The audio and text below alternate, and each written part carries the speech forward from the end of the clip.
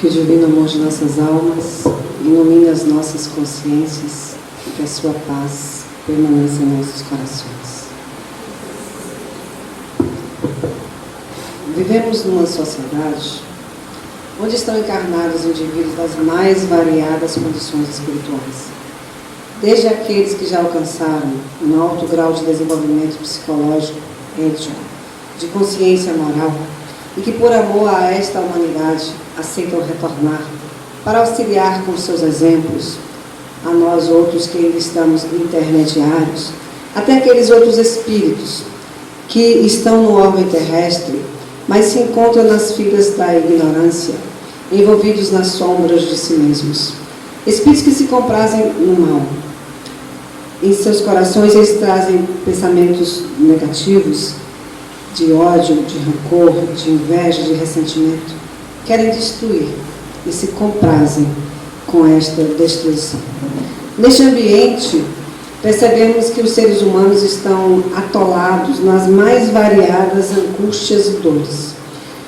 Trazem em seus corações dúvidas cruéis, sentimentos dúbios, mágoas generalizadas, trazem nessa sociedade querelas e conflitos de todo jaz e de toda ordem. Nessa sociedade, onde habitamos na atualidade, crescem de forma acelerada o número de indivíduos que cometem suicídio. Só no ano passado, quase 1 milhão de pessoas saíram do corpo carnal através do autocídio. São 2.200 casos por dia, cerca de 1 a cada 40 segundos. Segundo a Organização Mundial de Saúde, há uma pandemia de seres que fogem por esta via.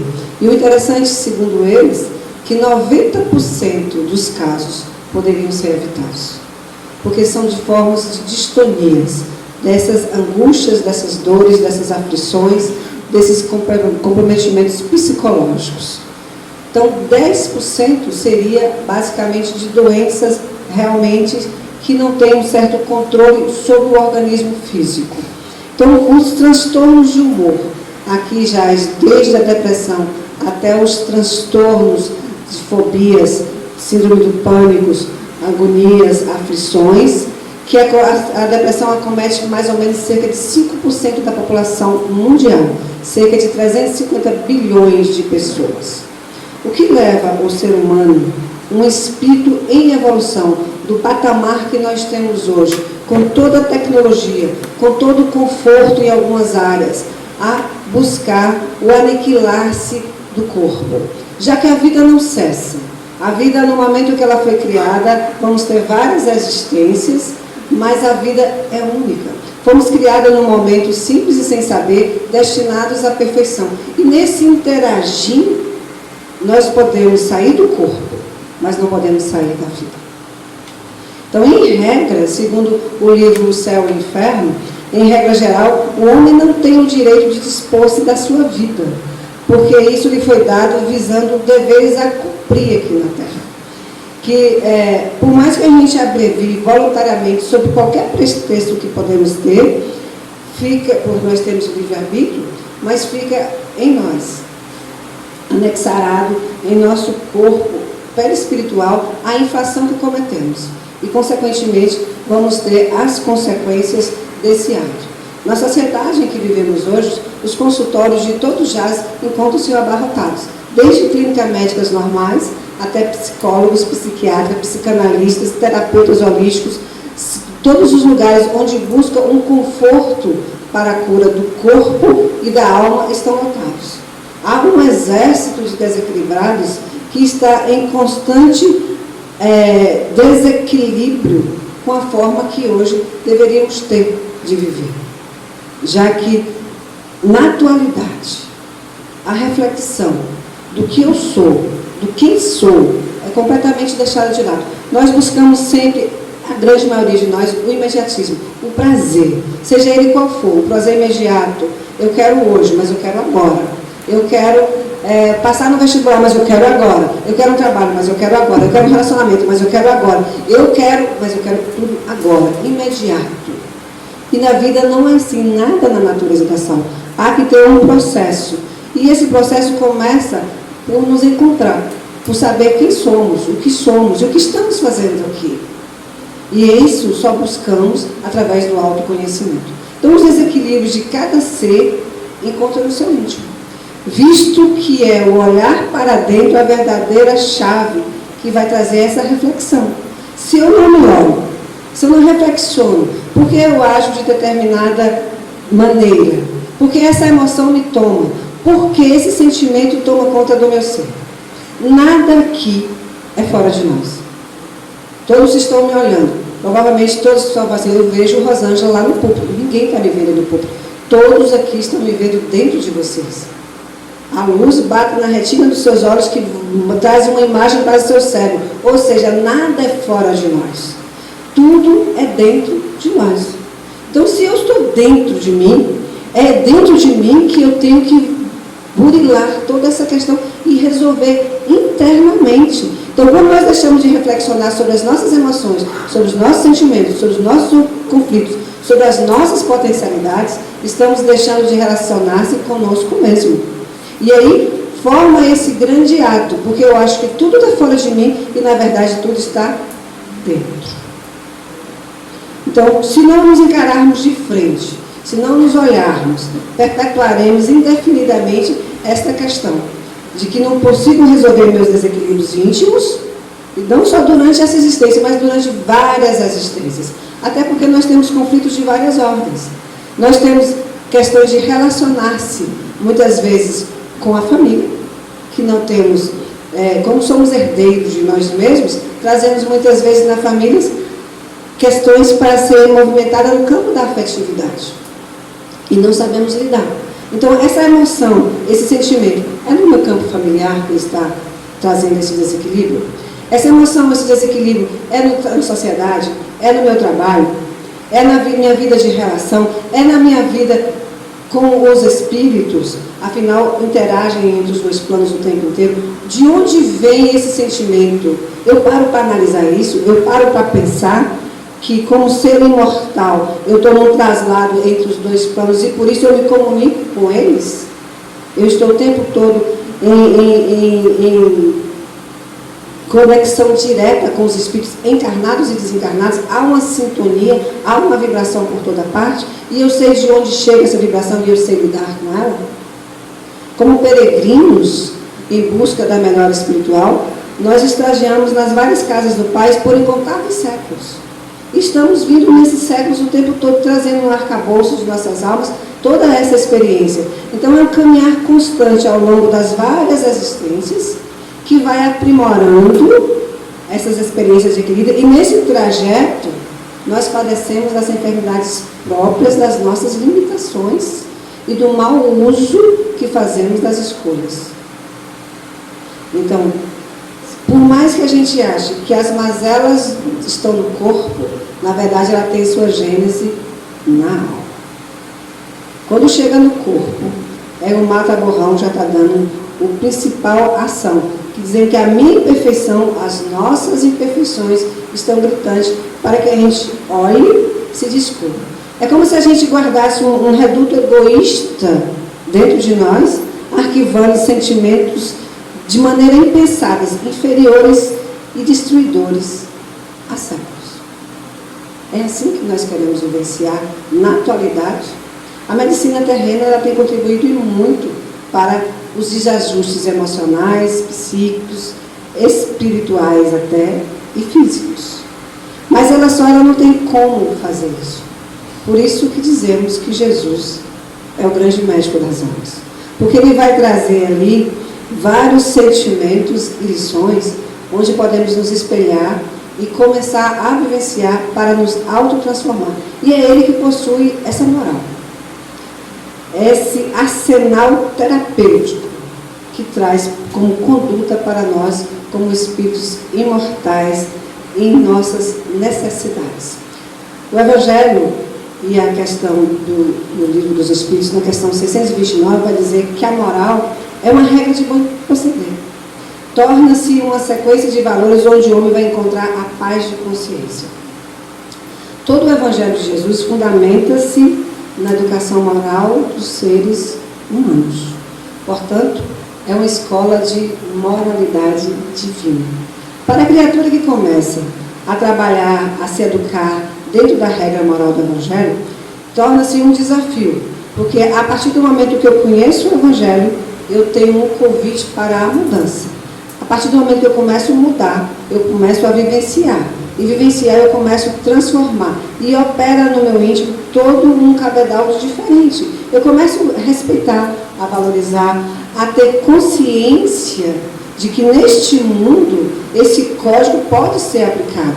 Afinal, ele vivenciou. Ele não só ensinou para nós, homens da terra, o seu Evangelho, mas ele viveu. Ele exemplificou. Ele dispôs para todos nós, dizendo, é assim, sigam, porque é desse jeito que vamos alcançar a plenitude espiritual. Para as nossas reflexões desta noite, nós trouxemos uma mensagem do livro da Esperança, pelo médium Francisco Cândido Xavier.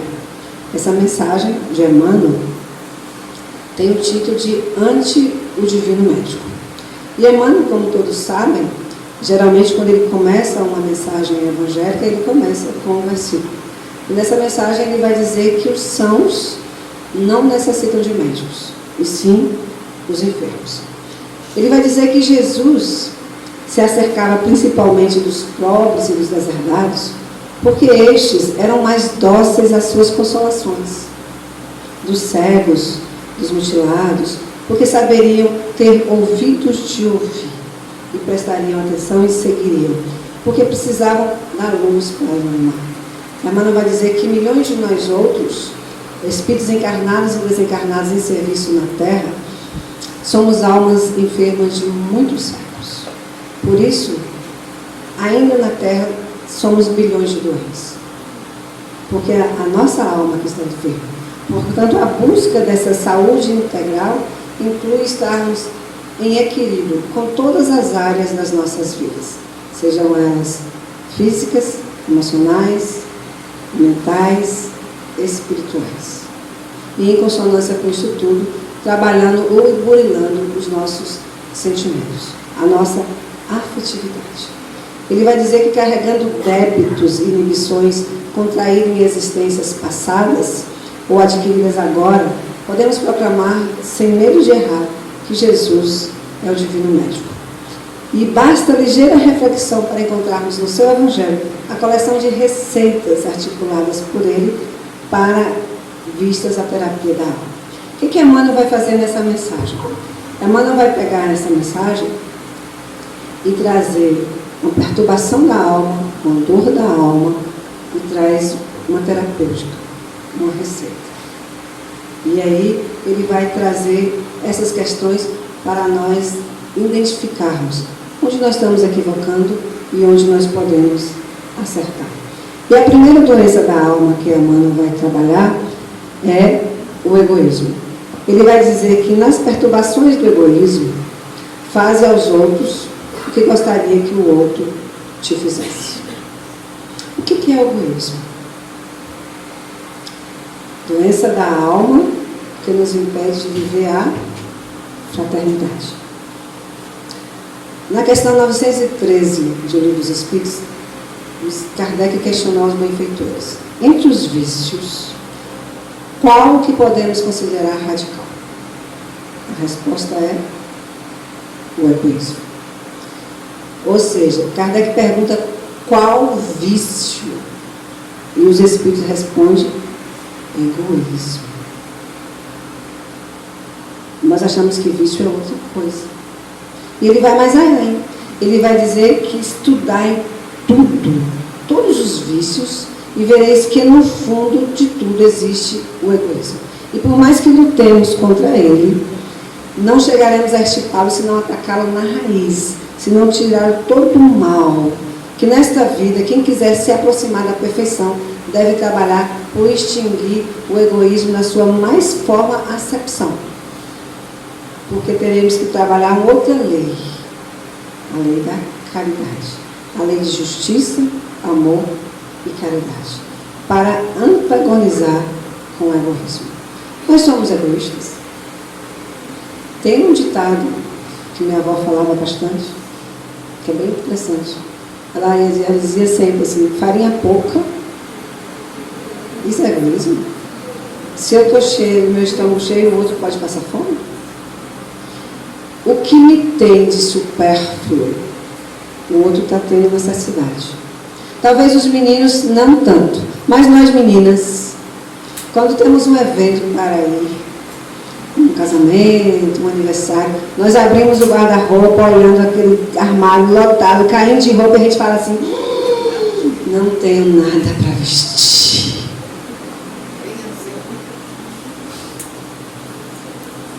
É verdade. Nós teríamos roupa que talvez não precisar nem nessa encarnação comprar mais. Mas nós queremos estar diferentes, bonitas. E para isso, a roupa nova faria sentido. O egoísmo é algo tão arraigado que se tem alguém aqui, duas crianças brincando ali fora e uma grita, machuca, a gente sai correndo e quando chega lá, que bom, né, meu filho?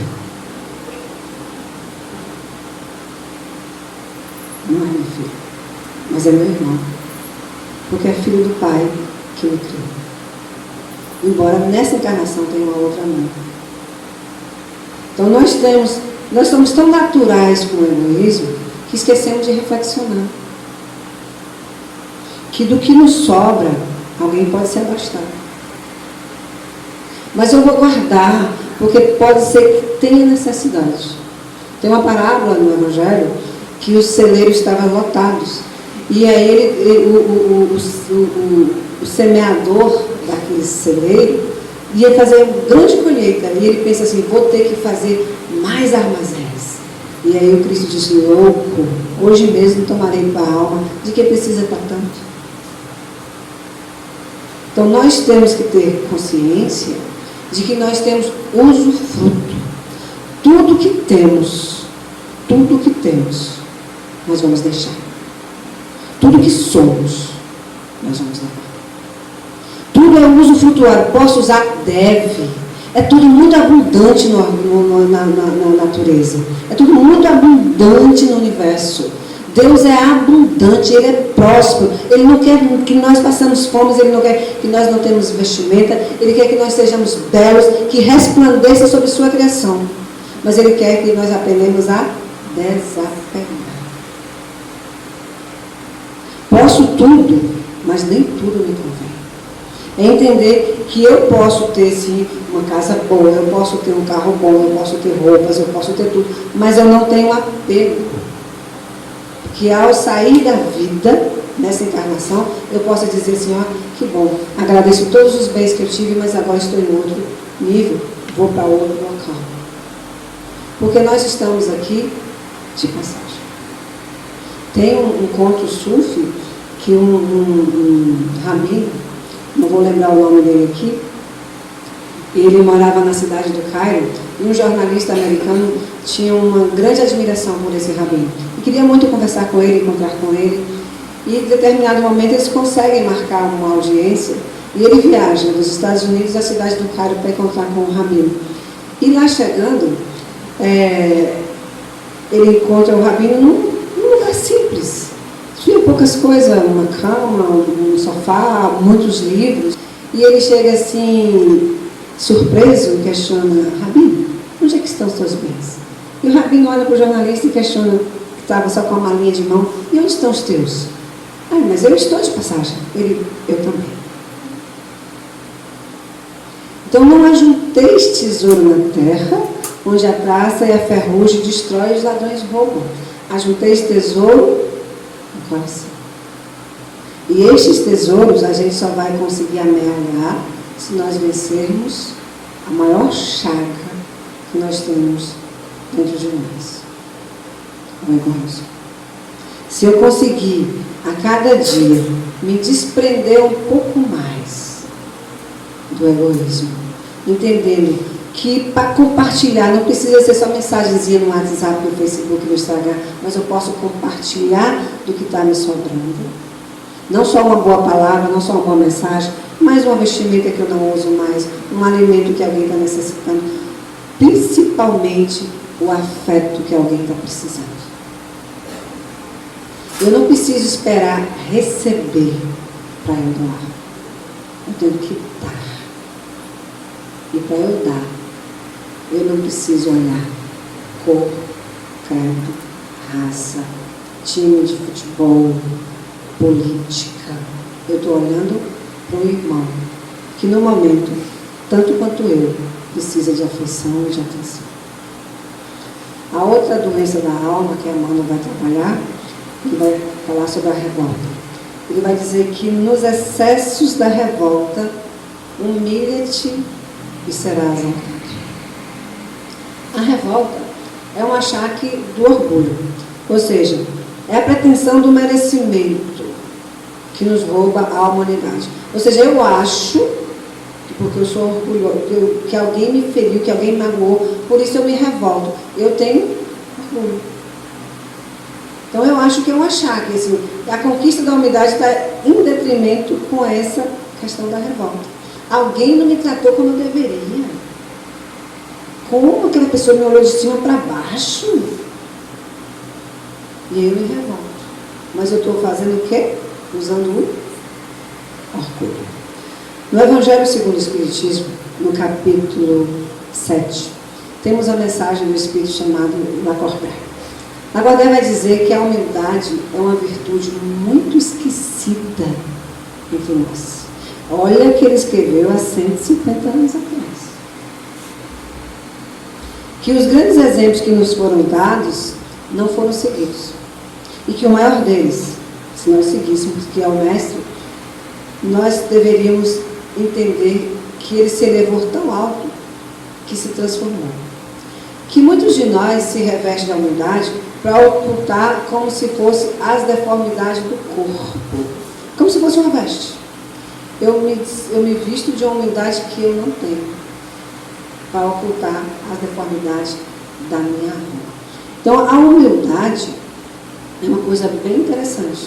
O que o Cristo vai dizer?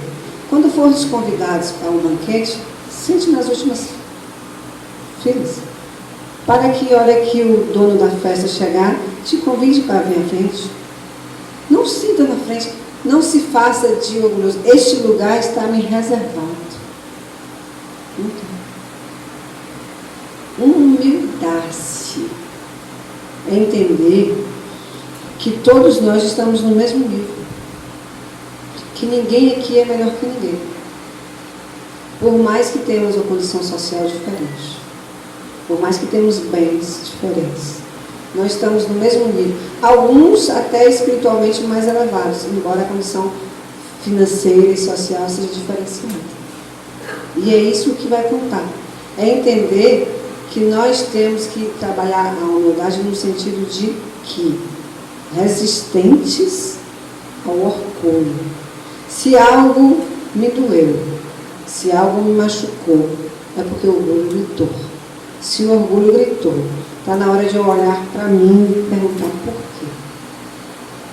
Por que o orgulho está falando tão alto dentro de mim? Porque eu não posso olhar para o outro com olhos de luz, entendendo que estamos no mesmo processo de aprendizado. Humildade é algo muito esquecido entre nós. Muito. Porque muitos vão dizer, você sabe com quem você está falando? Se nós formos pegar as dimensões do universo, tudo muito macro, tudo muito grande, e nós ainda micro, nós teríamos a dimensão de com quem estaremos falando. Porque nós ainda somos, embora espíritos em aprimoramento, pequenos, diante da grandiosidade na criação. Emmanuel continua. Ele vai dizer que na paralisia por falsa virtude, se aspiras a ser o maior, ser o servo de todos. Aqui, por mais que nós buscássemos um exemplo para trazer para as nossas reflexões, eu não consegui outro melhor. E quem me conhece, até as meninas aqui talvez já devem estar cansadas, porque todas as minhas palestras eu tenho que trazer ela. Eu falo que é a minha mentora, mas não é não. Gostaria que fosse muito. Amélia Rodrigues. Então aqui só tem a Amélia no livro Primícias do Reino, no capítulo 1, que vai falar sobre os servos de todos. A Amélia vai dizer nesse primeiro capítulo que o mergulho de Jesus nos fluidos grosseiros do orbe terráqueo é a história da redenção da própria humanidade, que sai das furnas do ouro para os altos píncaros da liberdade. Vivendo entre os reinados de Augusto e Tilvério, cujas vidas assinalaram com rigor inusitado a história, o seu berço e o seu túmulo marcaram indelevelmente a história. Aceitando como berço o reduto mínimo de uma estrebaria, no momento significativo de um censo, elaborou desde o primeiro instante a profunda lição de humildade, para inaugurar um reinado diferente entre as criaturas. Não se afastou jamais da direção assumida, a de servo de todos. Senhor do mundo, causa anterior existente, governador espiritual deste planeta, o espírito mais elevado que já portou aqui, embosca-se na carne e nasce numa estrebaria, para dizer que aquele que quiser ser o maior, seja aquele que mais serve, e serve a todos. Quem conhece as lições do Mestre, sua grandiosidade no que diz respeito ao poder transformador do Espírito, já pode dar os primeiros passos em servir. Talvez a gente ache que servir seja coisas grandiosas, fazer grandes coisas. Estamos procurando fazer espetáculos. Não. Nós podemos servir de forma natural.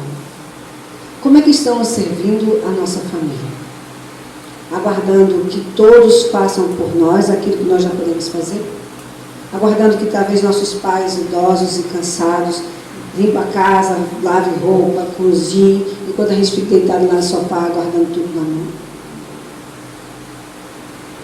Os nossos filhos que chegam cansados, às vezes, a gente quer que vai fazer isso, fazer aquilo outro. Como nós estamos servindo a nossa família? Auxiliando uns aos outros, tira o prato da mesa quando almoço, lava, coloca nos corredores. Coisa simples. Um serviço normal de auxiliar ali. Como é que estamos servindo a sociedade? Queremos que a sociedade nos traga tudo de mão beijada. Essa sociedade está doente. Quem é a sociedade? Somos nós. Se a sociedade está doente, nós também estamos. Então estamos servindo bem, de acordo com o potencial que nós já temos? Ou estamos sempre aguardando que o outro nos dê, sem retribuir e sem agradecer? Servimos. Servimos todas as vezes que estendemos a mão a quem precisa. Servimos sempre que contribuímos para o sorriso dos outros, ao invés de auxiliar para que o pranto derrame. Servimos toda vez que cumprimos nossos deveres de pai, de mãe, de filhos, de cônjuges, de companheiros, de amigos, de jornada. Servimos. Sempre que estendemos o bem, o entendimento, a conciliação, o amor. E aí aprenderemos, nas pequenas coisas, a servir. E quizá um dia poderemos ser como o Mestre, servo de todos. No outro quesito, que a Mama vai trabalhar, ele vai dizer que nos quistos mentais do ódio, ama o teu inimigo. Aqui nós trouxemos 3 fases para as nossas reflexões, que fogem um pouquinho do Evangelho, do Livro dos Espíritos, para prestarmos atenção. A primeira dela, da benfeitora Joana de Ângeles. Joana vai dizer que quem guarda rancor coleciona lixo moral e, consequentemente, termina se infernando. O mal que te faça não merece o teu sacrifício. Se alguém deseja ver-te infeliz, age de forma contrária, vivendo com alegria. A outra mensagem, dizem que é de Friedrich Nietzsche. Nietzsche vai dizer que evite sentimentos corrosivos como raiva, rancor, mágoa, que tiram noites de sono e em nada afetam as pessoas responsáveis por causá-los. Quando eu guardo lixo moral, quando eu guardo rancor, raiva, mágoa, sentimentos corrosivos, eu estou segurando uma brasa para jogar em alguém. Mas enquanto eu não jogo, está queimando quem? E muitas vezes talvez eu jogue e o outro só passa se afastar. Então é isso que eles estão querendo dizer. Que nos quesitos mentais do ódio, eu tenho que aprender a amar o meu inimigo. E aí trouxe uma frase de um escritor, Hermann Hesse. Quando eu uso essa frase nos nossos estudos, nas nossas casas espíritas, algumas pessoas me olham assim meio desazizadas, mas depois elas entendem o contexto da frase e acabam aceitando. Hermann vai dizer que se você odeia alguém, é porque odeia alguma coisa nele que faz parte de você. O que não faz parte de nós não nos perturba. Então o inimigo, na verdade, sou eu. Por isso que nos quitos mentais ama o teu inimigo. Não é o outro o meu desafeto, sou eu. Então, a partir do momento que eu começo a trabalhar, a burilar sentimentos negativos, a me amar, a me proteger, a me querer bem, eu começo a vivenciar diferente vibração. E ao vivenciar diferente vibração, eu mudo a questão. Por isso, o amor ao inimigo. Porque ao amar, eu mudo de situação vibratória, que a gente vai falar daqui a pouquinho em outra questão. E mudando a situação vibratória, eu aprendo a me respeitar, a me valorizar. E aí eu começo a olhar para o outro diferente. Por que eu só vejo no outro aquilo que eu tenho? Porque tudo está dentro de nós. Se está dentro de mim, se está dentro de nós, eu vejo o outro com os meus conceitos, com os meus preconceitos, com as minhas potencialidades, com as minhas limitações. Eu estou vendo o outro com o que eu tenho. Eu estou julgando o outro com o que eu sou. Então, a partir do momento que eu começo a amar, eu começo a mudar. A outra questão que Emmanuel vai trazer é que nos delírios da ignorância, aprende com a verdade e a verdade te libertará. Vê que ele não usa conhece a verdade. Ele usa aprende. Por que ele usa aprende? Porque conhecer a gente conhece. Nós estávamos aqui conversando no caminho, nós conhecemos muito de doutrina espírita. Nós conhecemos muito de várias coisas, mas não vivenciamos. Não colocamos em prática. Então, quando ele coloca aprende, que a partir do momento que eu aprendo, eu começo a viver. E aí, nós trouxemos do livro Lázaro Redivive uma frase bastante interessante. Lázaro vai dizer nesse livro, pelo irmão X, pelas mãos abençoadas de Francisco Cândido Xavier, que a verdade não constitui elevação por informações alheias no caminho da vida. Que não é com informação alheia que eu vou construir a verdade dentro de mim. É com consolidações básicas, utilizando os recursos da minha própria consciência. Por informação alheia, eu não construo verdade, porque a verdade vai ser sempre do outro. A verdade é sempre relativa àquele outro. E aí o livro dos Espíritos vai dizer que a verdade é como a luz. E é necessário que ela venha a seu tempo. Porque se ela vem de forma brusca e forte, ela cega. Então eu tenho que me adaptar pouco a pouco à verdade. Então essa luz ela tem que ser acendida na minha consciência através da minha experiência, da minha vivência. E aí ele vai dizer de novo: nos desesperos provocados por alheias violências, ora pelos que vos perseguem e caluniam. Nos desesperos provocados por alheias violências, ore pelos que te perseguem e te caluniam. Falamos há 2 instantes atrás sobre o amor aos inimigos. E aqui a gente faz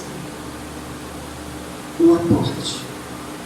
No livro Os Mecanismos, nos Domínios da Mediunidade, de André Luiz, há um prefácio também assinado por Emmanuel, que tem como título Ondas, Raios, Médios e Meios. Um belíssimo prefácio. E nesse prefácio, Emmanuel vai dizer que cada criatura emite raios específicos e vive na onda espiritual que se identifica. Todos nós aqui somos energia. Todos. Nós estamos habitando um corpo físico que tem um magnetismo impressionante, que é eletricidade pura, é energia. Tanto é que se nós precisarmos ver como anda nosso coração, nós vamos fazer um eletrocardiograma. Ver nossos cérebros, ondas eletroencefalograma. Preciso ver como é que está todo o meu corpo, uma ressonância magnética.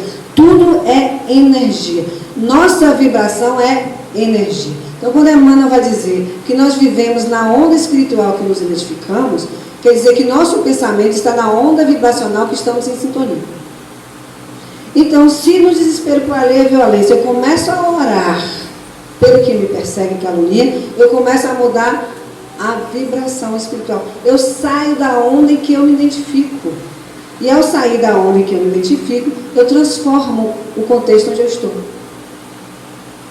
Então, cada médium com sua mente, cada mente com seus raios, cada raio emitindo ondas específicas na direção que se joga.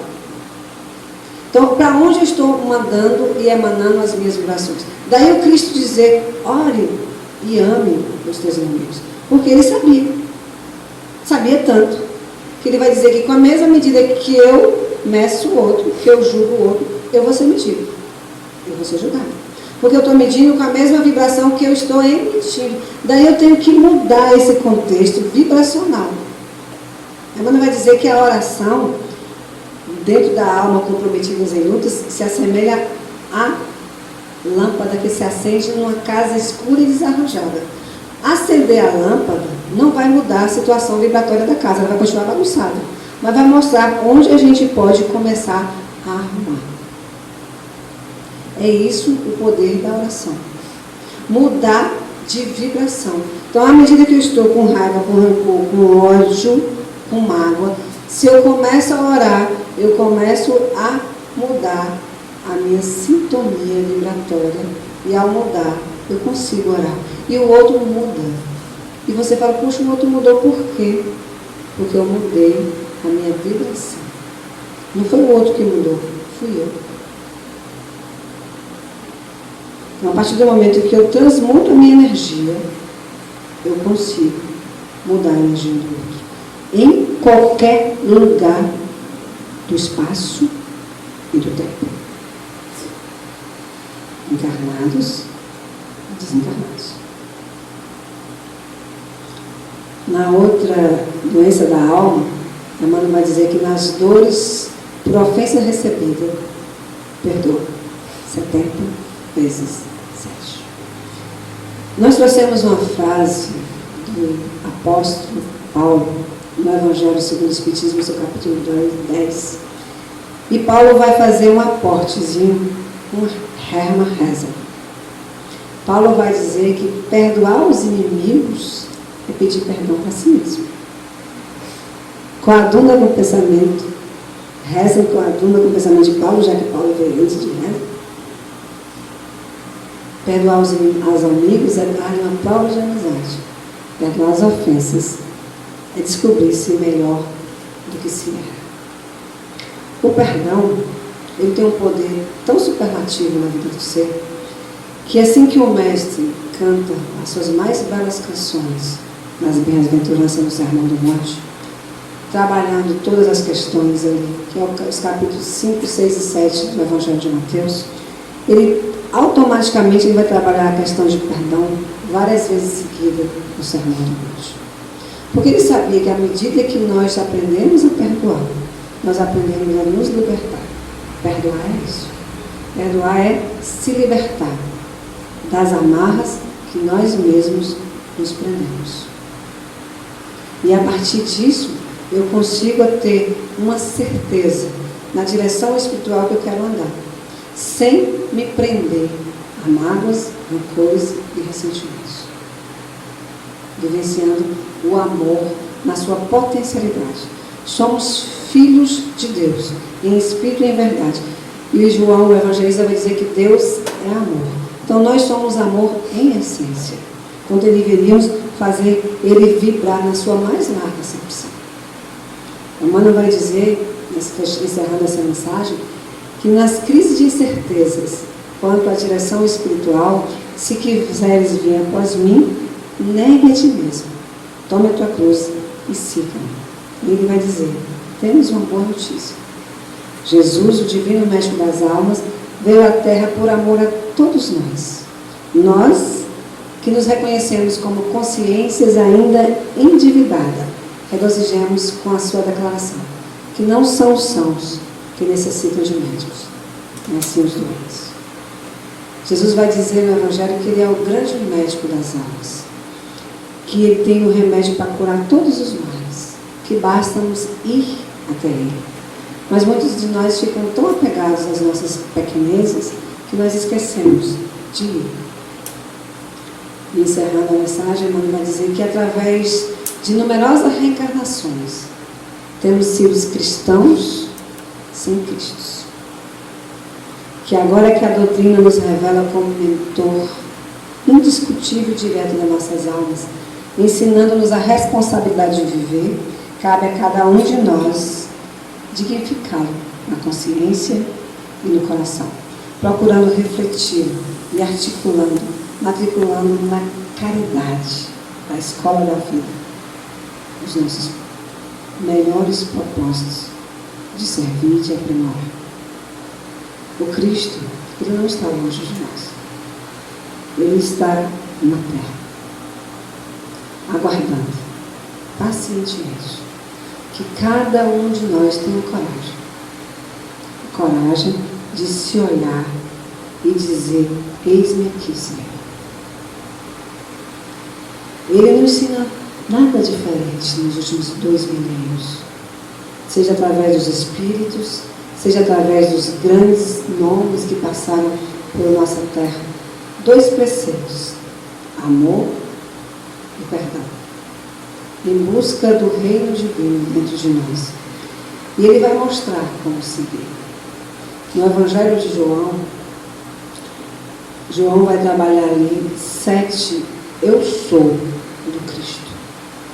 Ele vai dizer, eu sou a videira verdadeira, eu sou o bom pastor, eu sou o caminho, a verdade e a vida, eu sou o pão da vida, eu sou a ressurreição da vida, eu sou a porta, eu sou a luz do mundo. Jesus trabalha 7 eu sou. O eu sou tem uma condição bastante interessante.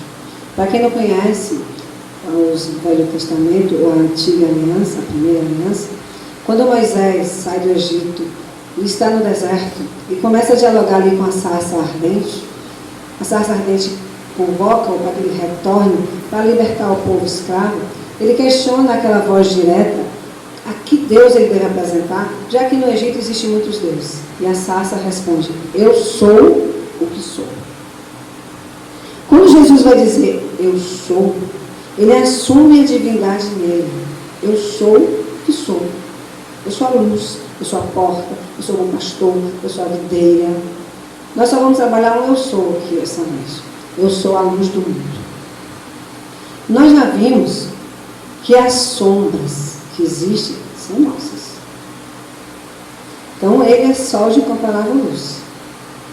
Então ele vai dizer, eu sou a luz do mundo. Aquele que me segue não andará em treva, mas terá a luz da vida. E vida em abundância. Daí quando ele vai dizer que a candeia do corpo são os teus olhos. Se os teus olhos forem bons, todo o teu corpo será iluminado. Mas se teus olhos forem maus, em quão grandes trevas estarás. E ele completa o versículo de forma diferente. Ele vai dizer, se portanto a luz que é em ti são trevas, em quão grandes trevas estarás. Por que Jesus vai dizer que se portanto a luz que é em mim são trevas? Porque eu sou luz. Todos nós somos luz. Então se a sombra que existe aqui, fui eu que coloquei. Por isso o convite para nós vencermos as nossas sombras. Daí a benfeitora Joana de Anjos, no livro Psicologia da Gratidão, ela dizer que a sombra pode ser vista como uma névoa ou uma ilusão, que momentaneamente tampa a realidade em que nós estamos. Mas a partir do momento que a gente traz o sol das nossas luzes, essa ilusão se dilui, essa realidade se aproxima e traz um claro existir. E este sol traz crescentes à medida de nós teremos que ter superadas as nossas dificuldades, seja ela em qual âmbito for. Nosso amadurecimento psicológico, nosso amadurecimento ético, nosso amadurecimento moral. Então vai ampliar-se e trazer para dentro de nós todos esse arcabouço. Ela vai dizer que há um grande conflito entre o que você quer ser e ainda o que a gente ainda é.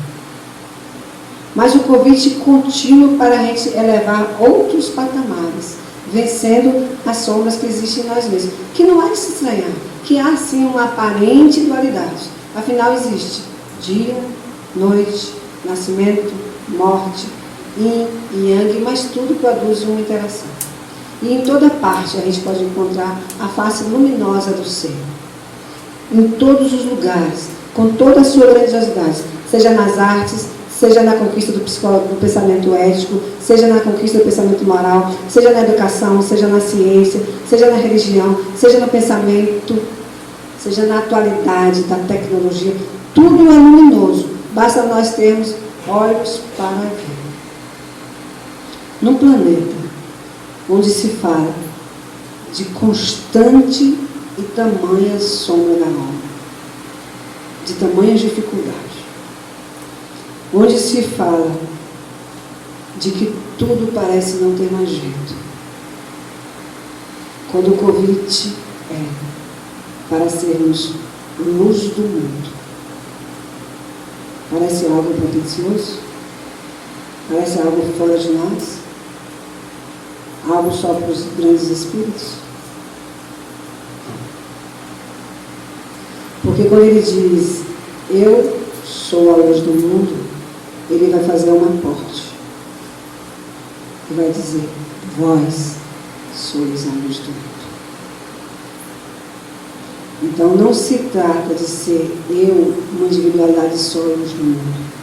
Cada um que está nessa terra, se começa a ascensão moral, se começa a acender a sua luz, cada um que começa a acender a sua luz, este planeta vai estar iluminado em pouco tempo.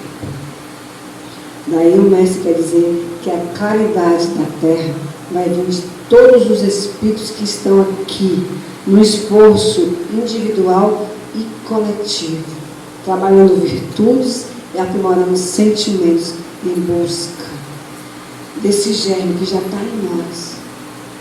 Ele via cada um de nós com o potencial que nós já somos. E ele acredita tanto no nosso potencial que ele vai dizer que vai ficar aqui na Terra até o final dos séculos, até o último de cada um de nós decidir por brilhar. Então o convite é simples: brilhe, brilhe a vossa luz, ou seja, vença as imperfeições que há em ti, transborde, deixa as mazelas de lado e começa a irradiar essa luz que todos nós somos. Fazer diferente onde estivermos, para que todos aqueles que estejam conosco sintam a paz, a tranquilidade. Aquele ser é diferente. Quando ele chega, tudo modifica.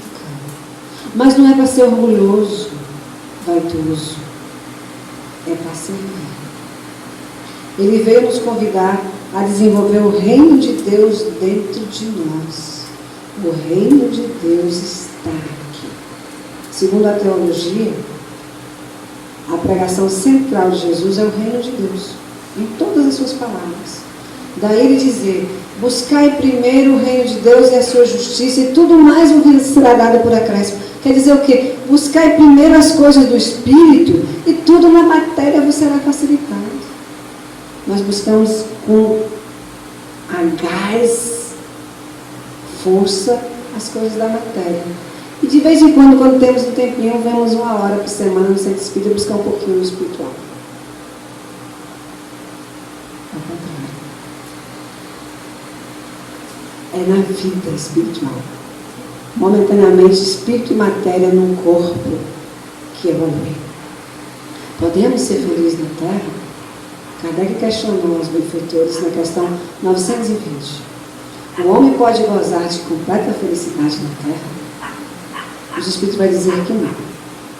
Porque a vida nos foi dada como prova e expiação. Mas, todas as vezes que nós encontramos uma conjunção adversativa, mas, porém, contudo, todavia, tão somente, o que vale depois de mais. Eu adoro Figueiredo, mas o que vai pensar, que eu penso de Figueiredo, vai vir depois do mais.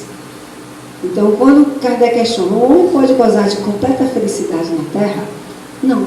Porque a vida lhe foi dada como prova e expiação, mas depende dele amenizar os seus males e ser tão feliz quanto possível. Depende de nós amenizar os males e sermos tão felizes quanto possível. Quem conhece Kardec sabe que quando ele não está feliz com a resposta, ele volta com a pergunta para ver se ele tem a resposta que ele gostaria. E aí ele faz essa questão na 921. Ele vai dizer, tá, concebe-se que o homem será feliz na Terra quando ela vê se transformar. Mas enquanto isso não acontece, poderia conseguir uma felicidade relativa? Ou seja, felicidade completa eu não posso. Felicidade relativa eu posso? Sim. O homem é quase sempre o artífice da sua própria infelicidade. Praticando a lei de Deus, ele vai poupar-se a muitos males e alcançar a felicidade tão grande quanto comporte a sua existência grosseira. Daí Jesus dizer, alegrai-vos, é chegado entre vós o reino de Deus. Esse reino de Deus está em vós, espera ansioso que seja descoberto e habitado. E aí? Na atualidade, onde somos convocados a grandes desafios, viver, independente das doenças que tivermos, independente dos transtornos e conflitos que tivermos, será sempre a melhor saída. Então, talvez pudéssemos usar uma frase maravilhosa de Martin Luther King. Martin Luther King vai dizer, se você não puder voar, corra. Se não puder correr, ande. Se não puder andar, rasteje. Mas siga em frente de qualquer jeito. Temos desafio encarnados? Temos. Desencarnados, rompendo os nossos compromissos assumidos, será pior. Então, se estamos na vida, vamos vivê-la em plenitude. Nascimento e morte. São só as duas fatalidades que nós temos. O resto todo são escolhas. Você é o que você faz na sua vida. Daí temos uma bela canção de Daniel, cujo título é Para Ser Feliz. Ele questiona algumas coisinhas e pergunta assim, às vezes é mais fácil reclamar da sorte do que na adversidade ser mais forte. Querer subir sem batalhar. Pedir carinho sem se dar. Já imaginou de onde vem a luz do céu? Já cogitou descer de cima do seu ego? Tem tanta gente por aí na exclusão e ainda sorri. Para ser feliz, do que o ser humano necessita? O que faz a vida ser bonita? A resposta, onde é que está escrita? Para ser feliz, quanto de dinheiro eu preciso? Como é que se conquista o paraíso? Quanto custa para fazer brotar o verdadeiro sorriso? Então as respostas.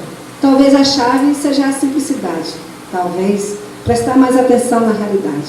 O exemplo de superação de tantas pessoas. O tudo, às vezes, se confunde com nada. No sobe e desce da misteriosa escada. E não tem como calcular. Não é possível planejar. Não é estratégia. Para ser feliz, do que o ser humano necessita? O que faz a vida ser bonita? A resposta. Onde é que está escrito? Talvez nós já temos a resposta. Nós só precisamos viver, amar e aprender.